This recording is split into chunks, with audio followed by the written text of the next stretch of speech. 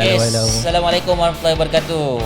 Hello, welcome back to Skolar Malaysia. Welcome to Skolar Malaysia.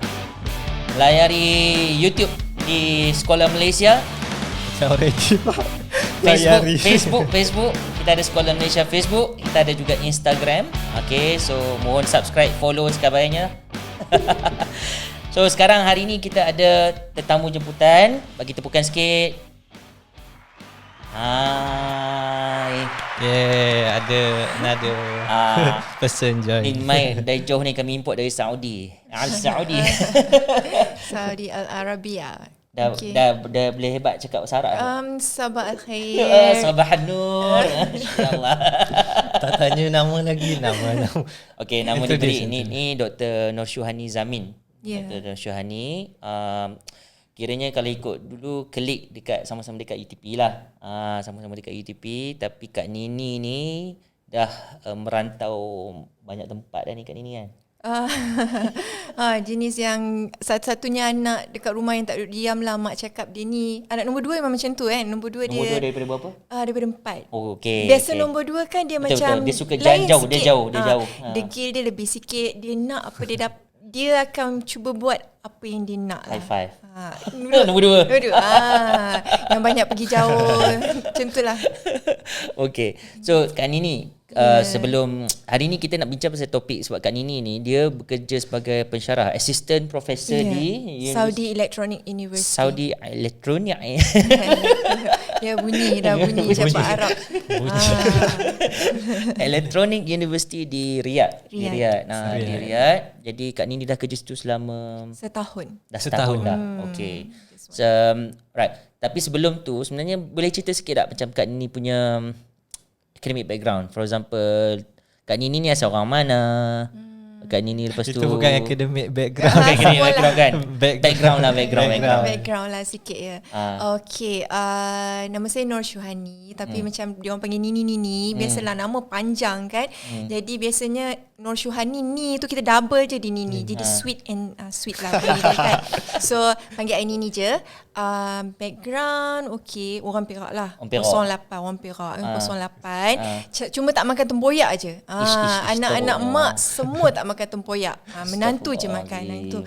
Sedih ya. Tapi senangnya I merantau pergi mana-mana, I tak crave lah benda pelik-pelik ni. Sebab I tak makan, so I don't need to bring. Like budu, cecaluk semua tak makan. You tak makan? Tak. Sedih Pekasam tak makan? Tak. Semua yang macam ada bau-bau kan. Maksudnya fermented punya produk. Fermented ya. Ikan masin, ikan kering semua tu. Semua tak makan. Tak makan. Tak, I mean the good thing is tak susah nak jaga orang macam I, sebab I don't crave for that. You buat nasi putih, goreng telur, kicap, jalan dah. Tak payah macam duduk overseas lama-lama pun tak payah nak fikir tempoyak kan. Right. Okay, lepas tu Kak Nini Perak ni kat mana? Okay, Perak asal dia betul-betul Setiawan. So saya membesar di Setiawan, sekolah di Setiawan. Sekolah sama dengan Sajat tau. Sajat tu junior. Kita promote sikit. Sekolah Menengah Ahmad Bustamam. Ahmad Bustamam Setiawan. Lepas tu I continue my study dekat Sekolah Teknik Johor Bahru. Masa tu first time ambil engineering, tapi lepas tu tak buat engineering pun. Merantau lah. Itu dah start merantau dah. Dah start duduk boarding school. Masa tu yang biasalah duduk boarding school ni, kalau nak cerita pengalaman boarding school ni, kita kena buat satu session pula cerita pasal boarding school. Apa pengalaman kita yang menyebabkan sampai kita tak nak hantar anak kita ke boarding school. So I think you know better lah siapa yang pernah duduk boarding school. So for me, what happened to me, I don't trust boarding school lah. Bukan apa, sebab anak pun tak ramai kan, 2 orang je, tak apalah, I keep them with me. Nanti bila pergi college baru kita berpisah. Okay, lepas tu I join UIT. Lepas teknik tu I ambil engineering, tapi lepas tu I tak buat engineering. I join UiTM for science computer. Sebab masa tu like 20-30 years back, very blooming lah kan, computer science computer, IT semua. So I thought tahun 1990s lah, 94, 95. My SPM was 94 and 95 masa tu macam ramai sangat orang ambil science computer and I was influenced by my cousin pun ambil science computer. I thought like it's cool that you can work with the laptop. Masa tu kan laptop pun very rare masa tu kan. Kataan apa, jurutera IT. Masa tu kan sangat-sangat popular. So okay lah. Then I enjoyed the course, started to do programming masa tu. Tapi kita start dengan like COBOL, very very old language, machine language yang sekarang Apa tak ada tu? dah. COBOL? Dia bukan COBOL, COBOL. Kan macam dulu Bank. ada Fortran lah. Yes, Fortran, Okay. Pascal, Itu kan tapi yang tu Pascal. very old lah. Kita tak sempat. So I sempat COBOL punya phase lah. Fortran, Pascal tu is the Java. brother lagi. Lepas tu Java, Java. C++, C Sharp. Yang tu belajar.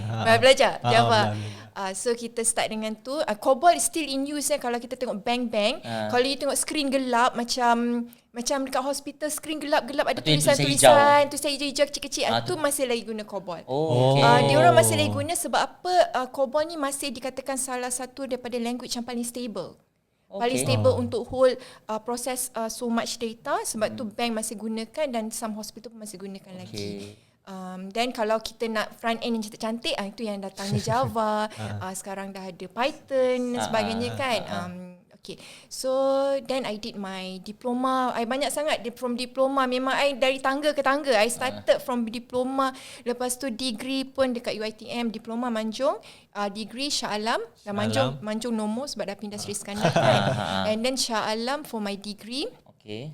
Then Degree in apa? IT. I switch between CS and IT. Okay. So ada different lah CS and IT. CS ni dia lebih kepada pure programming, more to software. Kita belajar lebih banyak programming, like language. Every semester kita ada new language. But when we come to IT, dia jadi lain sikit. Dia ada mix of hardware and software. Ada software engineering, ada networking. So kita belajar macam semua. So if you are taking IT, you punya job employment tu dia lebih broad. You boleh jadi network engineer, you boleh jadi software engineer, not just developer. So you boleh jadi system analyst. Tapi kalau you ambil computer science, you more towards being a developer. Dan kalau computer engineering lain pula. You will create dia under electrical engineering kan. They more to hardware. You going to program the processor. So you create your own processor. You work with machine language, low level language. Macam IoT sekarang banyak related dengan computer engineering kan. So dekat situ you akan belajar pasal apa, communication, robotik pun sama kan. Robotik. So dia macam overlap lah, mechanical engineering. So I think in this engineering sekarang ni today, programming is important. Even that you are engineers, you need to know how to program. The language. It is the new language kan. New language. Budak-budak pun dah belajar coding. Yes, coding. Sekarang at school pun kita tengok kat kita punya public school pun dah ada syllabus coding. Kids start to learn Scratch.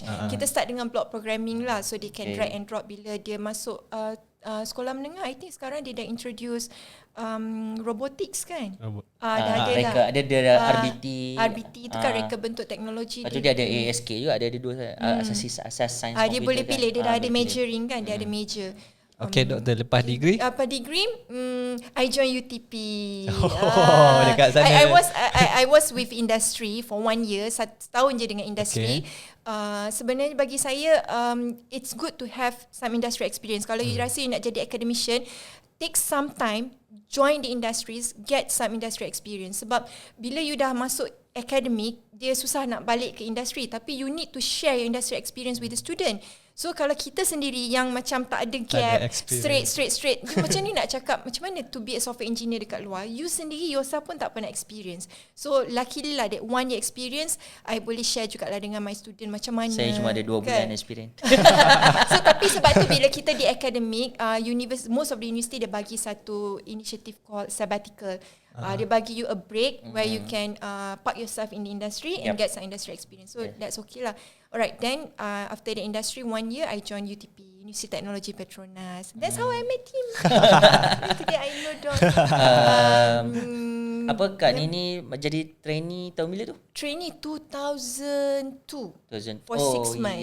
I joined 2003. Masa tu building, you dah start ke old building tu? Old building with tak. The old building, I dah masuk new building dah. I tak sempat new building pun. I old building. And then you fly. Then I flew after 6 months. Yang masa tu trainee tu kita muda-muda, baru like 23, 24. So dia panggil kakak je. Kak kan, tak panggil lah cik ke puan, even though kita dah kahwin kan. And then when I came back, these students ada lagi. And then they they continue panggil kakak, and until today the students undergraduate, I ada a group or batch of students still call me kakak. But I'm fine actually. You can, kalau boleh yang dah grad-grad ni panggil lah kakak, sebab it makes you look younger, less stress. Tu adalah satu cara you elak stress lah. So tak payahlah nak panggil perempuan semua kan. Then I continue my masters in advanced computer science. Dia computer science jadi advanced pula. Itu memang sakit kepala sikit lah. Yang tu buat dekat Birmingham. Birmingham. Not at your time when you were with IC kot. Awal lagi kan? No. Awal lagi. I think you went to Birm 2003, 2004. Macam tu. Cuma so I met you only after I came back from my masters, right? Yes. Betul. Yeah, that was 2005 baru. Yep. So a bit of experience studying in the UK. You pun you lagi lah lama kan from undergrad kan. So macam I not from undergrad, suddenly like pergi my educations, the transition between local educations dengan UK education, dia rasa macam ada a bit of culture shock kat situ. First in terms of language. Sebab kita jarang tengok movie yang British. Kita banyak tengok American movie. So we are more influenced to American accent. So dia jadi macam dalam kelas, first 3 months I was like, apa dia cakap? Dalam banyak-banyak dia punya words, so boleh tangkap 1-2. Tak dapat Scottish lecturer, ya Allah. I tak faham apa dia punya. Turn to the right. Turn to the right. Dia ada dia punya accent and glottal stop dia. Glottal stop dia macam, you know, curtain. Kita cakap curtain, right? Curtain. Kalau curtain apa tau? Kau macam you want have some water? Water. Macam tu kan. Apa benda lah dia cakap ni, tapi lama-lama you gonna pick up. Ni lah later kan. Tapi saya cakap kata kalau yang US pun ada juga. Kan setengah macam computer water macam mengada. Lepas master. Lepas master jangan membawang dekat sini. So I came back and I served UTP for quite a long time lah. I think like 15 years. And then in between tu I ada buat PhD.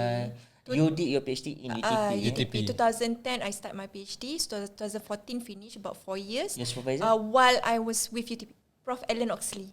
Oh yes. My supervisor was a British. Masa tu dia serve as kita panggil apa? Expat lah.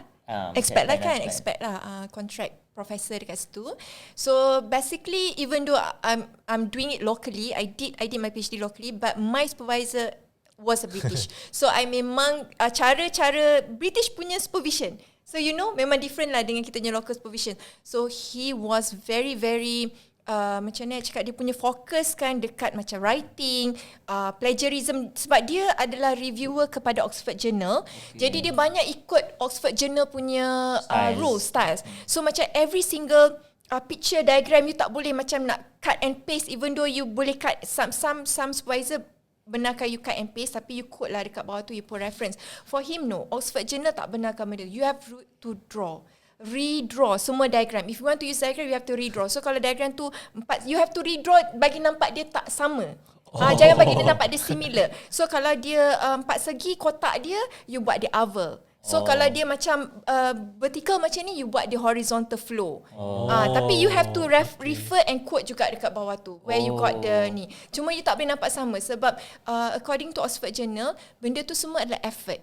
So you tak boleh cut and paste unless you dapat kebenaran bertulis. You contact them through email and you have to attach dekat reference email you dapat, then you kena mention that this is with permission, and then you boleh cut and paste. So macam tu. Jadi I punya penulisan sangat lambat because so I nak elak daripada try not to refer to diagrams, sebab it's not easy kan nak redraw balik semua. Tapi I learn a lot lah. I learn a lot macam how to connect our paragraph. So dia banyak tolong dari situ. PhD doktor berapa lama? Dengan 4 years. 4 years. Menulis yang lama. Abstract saja 3 hari. 3 hari ding dong just abstract. Title pun berhari-hari. Doktor kan buat PhD dengan expat dengan foreigner apa semua. Apa cabaran yang doktor face? Cabaran dia macam nak kata cabaran ke best ke best? I rasa different lah. I think I consider myself as lucky, even though I did my PhD in Malaysia, tapi my supervisions memang British style. British style supervision yang memang macam dia nak jumpa I regularly. Kadang-kadang I yang try to escape from him. Biasalah kita kalau tak ada progress, we try to escape. Like Tapi, my professor, my supervisor said, it's like, okay. I have not seen you for donkey ages. Donkey age. Yeah, tapi he was so very patient lah dengan I. But he's now in Bahrain. Memang next je dengan Saudi. I've been memang nak jumpa dia lah. Ada contact cuma tak sempat jumpa lagi. So he's with Bahrain Polytechnic sekarang. So yeah, I miss him lah. I learn a lot lah. Cuma I nampak different dari segi supervision kan. Sebab kita nampak beza cara. He's not a paper chaser. Yes. Satu lagi dengan dia ni yang saya banyak belajar, dia punya ethics ni. Mak Saleh British America, I believe lah, Westerners, dia punya ethics sangat tinggi tau. Dia bukan nak go for numbers, even though he's a professor, tapi dia go for dia punya name. Contohnya macam dia dah cakap dengan semua student dia, the beginning of when you sign up with him, dia dah cakap dengan kita orang semua, if you want to send any paper to journal, conference proceeding ke apa ke, make sure that you let him see the paper few months before you submit, so that he endorse the submission. Tapi kalau kata you tak sempat, dia tahu macam kita ada setengah orang ni, dia punya perceptions tu macam they just want papers to go out, numbers kan. Maybe because of the management push them ke apa ke. So jadi dia kata kalau you kata you tak sempat nak tunjuk I, it's okay, you can send but drop my name, because I don't want to be accountable to non-quality papers. Sebab dia nak baca, dan dia memang baca. Dia memang Masya Allah, I cakap, dia akan baca line by line. He's gonna take some time, tapi dia akan, dia very traditional professor, still lagi chalk and pen and paper. You kena bagi dia hard copy. So dia akan, tapi I lagi suka macam tu, dia scribble, so I can see rather than like bagi Microsoft Word ke. Yang ni I can see dia scribble on the paper. So dia akan bagi balik dekat you with like British English. So I don't really need a proofreader. So banyaklah dia tolong. Jadi saya pun belanja dekat 3,000 kot. Tak ada. Saya memang proofreading my thesis. Jadi tu dia bagi tahu macam tu, jangan, sebab dia tak nak nama dia, you know some professor dia tak kisahlah, even though tak apalah you letak nama I je, tak baca. Lepas tu macam mana daripada UTP ni akak sampai sekarang ni tercampak kat Saudi? Itulah dia jadi kisahnya macam yelah dah lama sangat kan ni, 15 years with UTP. Lepas tu I pun ada break sekejap, pergi Australia pula. My husband work in Australia masa tu, so I have a break. Lepas tu I balik, I join pula IPTA, I join IPTS. I banyak kalau you tengok lepas habis PhD kerja dekat UTP. Kerja UTP. And then lepas tu I quit my husband work in Australia. I have to move sebab because of the kids. Balik Malaysia. Itu I jadi suri rumah. So I punya CV tu dia ada gap. Orang katanya what happened to you within these 2 years? Ada housewife. I tak housewife. Memang I jadi housewife for 2 years. I look after the kids sebab my husband work with the embassy. Lepas tu I balik, I get a job. I dapat 1 IPTS and 1 IPTA every 1 year. Alhamdulillah lah, ada je rezeki, habis kontrak kat sini, sambung kontrak kat sini, habis kontrak dekat all contract base, dapat pula Saudi. Okay, masa tu I dah fikir, after a few jumps, I dah jump banyak kan, I rasa macam apa yang I nak? I've been with 3 institutions. Every institutions lain dia punya game. Dia punya game lain. Of course UTP was the hardest for me kan, tapi survive lah. Survive pun macam tak rupa orang lah juga. Stress, migraine. I need this lah. Memang masa tu tak ada lagi benda ni. Sekarang dah ada belum? Nantilah kita kena PM kan. So memang like migraine, ubat migraine tu memang jadi best friend. I always need it in my bag kan. Tapi lepas tu bila I tengok balik, I fikir apa yang I nak sebenarnya. Kerja macam memang teruk. I kata kat Malaysia ni macam I tak tahu apa game dia, apa dia nak. Macam are we working to fulfill our bosses KPI? It's not what we want. Kita di push, email masuk tak tentu masa. Jangan cakap email, WhatsApp tengah malam, what do you want? Can we talk about this tomorrow? Macam dah nak kiamat ke? Besok tunggulah, besok kan. Macam like I rasa macam tak boleh. So I was inspired by a few friends yang memang dah pergi overseas. So I tengok dia relax je, happy kat sana kan. So I had a talk with them. Dia kata okay macam ni, KPI not so much semua. Gaji dah lah banyak, kerja pula senang. Okay lah kan, dah 40-an ni apa kita nak kan. I mean it's for our mental health. Bagi saya ini adalah masa untuk mental health. Sampai bila kita nak kerja teruk-teruk macam tu, masa untuk kita relax. We still earn, we can still provide for the family, tapi at relaxing phase. Macam tu. So okay, alright. I kata I discuss dengan my husband semua, is it okay tak if I want to go international, I want to go overseas. Dia kata it's up to you. Satulah dia, my husband ni dia tak clip my wing. You nak gimana, masa dengan UTP pun I pergi sabbatical, short term attachment 2 weeks in US pun I pergi seorang, semua conference pun pergi seorang jauh-jauh, semua Europe, US pun dia tak kisah. Sebab dia tahu campak mana-mana pun boleh hidup. Dah kenal dia tahu, dia kenal okay. Betul lah ni. So jadi I dapat blessing from him. So I hantar resume merata lah. Tapi tak macam mana sangkut kat Saudi, I hantar semua. Yang Saudi ni pun orang kata nak jadi rezeki, I macam main-main je hantar tu, macam tak put so much sebab I still ada contract semua kan. I'm still serving dekat local university. So I just hantar je. I miss the interview sebenarnya. I miss the interview. Dia hantar email. Gmail ni I tak tengok sebab masa tu we were working. Kita lebih kepada official email. Tak tengok sangat Gmail ni. Rupanya ada dekat Gmail. And then I got missed call, nombor macam pelik. Nombor macam Saudi ni. Scam ni. Lepas tu they call again. I takut pula nak pick up. Kata, Doctor, you miss our interview. It was yesterday.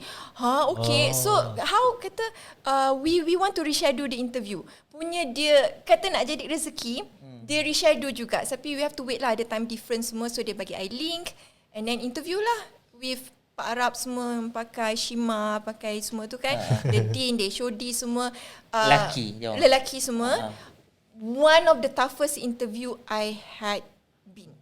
I cakap, I dah banyak kali pergi interview akademik. This was one of the toughest. Saya rasa I tak dapat. Kenapa, sebab doktor? I tak prepare for macam technical related content tau. Macam I prepare what was my research PhD. I prepare macam tu. I tengok balik my PhD thesis, apa dia nak tanya, apa I buat, dah lupa lama kan, dah few years.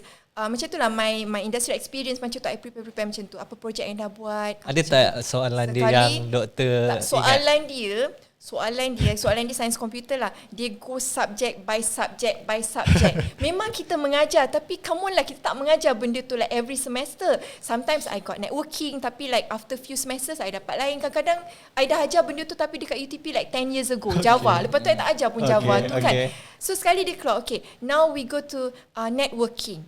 Okay, my God, I tak tahu lah you belajar ke tak kan. What are the seven layers in the network? My God, dia nak 7 layers to in sequence. I dah ajar benda tu tapi like few years back. I remember the 7 layers but I don't remember the sequence. Nak bagi tahu lah, lecturer bukan hafal pun. Kita pun ajar juga, tapi kita ingat masa tu. Kita revise. Actually before kita nak mengajar tu pun kita memang kena revise balik. Kita try hafal tapi it remains for that semester. Bila semester dah tak ada, gone, kita dapat subjek baru, memang kita tak ingat dah. Kita still ingat tapi macam technical content betul-betul memang tak ingat. Kadang-kadang formula pun kita tak ingat. Kita pun buka buku balik. We are human kan, kita bukan robots, boleh ingat semua. So jadi I cakap, I sebut all the 7 layers tapi memang tak betul dia punya sequence. Okay lah, mungkin ada sikit point kat situ. Lepas tu okay, next Java. Mampus. Mampus aku Java dah 10 tahun aku tak ajar. My God, katakan. So dia tanyalah, so what is class in Java? Kau kelentung je lah. Cakap je lah apa yang kita ingat kan. So dia pergi, lepas tu dah to all the subjects lah. Dia pilih-pilih lah subjek semua kan. Memang susah berpuluh-puluh you. Sebab baik dia zoom start nampak sangat berpuluh tu kan. But somehow I survive and I got the offer. To me, blessing dia kerja di Saudi Arabia, satulah I punya aim is I want to do Hajj. I want to perform umrah for Muslim lah kan. Sebab we can do unlimited at any time. Memang tak payah register except for Hajj lah. So itu je lah. And then bila dah sampai sana, I found it Ya Allah, kenapalah aku tak kerja like 10 years ago. Tapi tak boleh lah. So I nak cakap, you kalau nak kerja overseas, you need to build your profile dulu. Sebab memang dia tengok you punya resume, dia tengok what you have done in the past, your research. You kena build your profile. So kalau kata you baru habis PhD, I suggest you get some experience. Sebab yang pergi sana semua memang otai-otai. Memang dah senior, ada yang dah associate professor, ada yang dah professor, dah pension pun kat sini, and they continue as contract. Sebab in overseas memang kita contract basis. Dia akan renew every year, every 2 years, depends on the university. So apa yang okay, bila Kak Nini macam pergi kat Saudi tu kan, so what's your first impression when you arrived there? My first impressions tu macam, will I survive without Arabic language background? Tu je, sebab I memang risau. I was not from any sekolah agama. Memang tak ada sekolah agama pun kat Perak. Dia bukan cakap Johor you kena pergi sekolah agama semua. Memang I tak ada benda tu semua. Dekat sekolah masa tu pun memang tak ada bahasa Arab. Memang I can say zero. Setakat nak Assalamualaikum, Masya Allah, Alhamdulillah, boleh lah kan. So macam mana I nak survive? Tapi masa interview tu I dah tanya the interviewer tu, is it okay? I can't speak Arabic. I have no Arabic background at all. Dia kata no, don't worry, because our university mediums is English. So okay lah, sebenarnya dekat Saudi ni, bila you come to the tertiary level, semua university English except for Islamic Studies. Islamic Studies je dalam bahasa Arab, yang lain semua English. Jadi tak ada masalah. Cuma diorang ada transition. Since public school, diorang punya public school semua in Arabic. English tu very limited. Dia punya English pun, kita punya English lagi tinggi. Public school kita lagi tinggi level dia. So diorang setakat macam boleh cakap biasa-biasa je, greeting macam tu. Dia tak boleh, communications tu kurang. So bila dia nak transition between school ke tertiary tu, secondary ke tertiary tu, dia akan ada foundation year. Foundation ni dia betul-betul polish the English. So dia ada English 1, English 2, English 3, memang dia buat. Dia akan test. Kalau you good, you boleh skip English 1. You ambil English 2. So dia macam tu lah. Jadi bila I meet them at year 1, dia dah okay dah. So mostly dia dah boleh English. Ada yang tak boleh jugalah. Yang tak itu my expectation lah. Masa I boleh survive tak. Tapi sebenarnya bila I sampai sana, I don't have any issue at the university. Everyone speaks English. Klik lagi lah. Semua memang US, UK educated, Australian educated semua. Banyak expat lah. Tak, dia orang Saudi. I the only expat. Ada orang je Indian. Kita dekat sana dia ada female and male campus. Dia ada boy and girl campus. Kat Saudi je. Mungkin negara Arab lain dia dah campur. So kita masih separate lagi. So kalau I assign to female campus, girl campus lah kita panggil. Semua tu girl. Semua tu pensyarah pun perempuan juga kan? Ya. Guard pun perempuan. Once you enter the building, they are all female. Guard female. So bila you masuk, you macam dekat dalam satu syurga. Itu first time lah. Itu I punya first time. Sebab everyone's not in abaya, not in the hijab. Because kita tak ada aurat kan. Dalam Muslim kita tak ada aurat kan. Jadi boleh buka. Sebab memang seal. Building tu seal. Tak ada tingkap yang terbuka. Semua covered. Universiti dia memang dia separate lah. Ni separate. lelaki, ni perempuan. Yes. Bukan in the same compound. Different building. So kita ada guard lelaki outside. That's for safety. Dia tak boleh masuk dekat dalam. But once dia dalam, guard dah perempuan. Tapi semua free hair. Cantik lah. Tak payah nak panggil.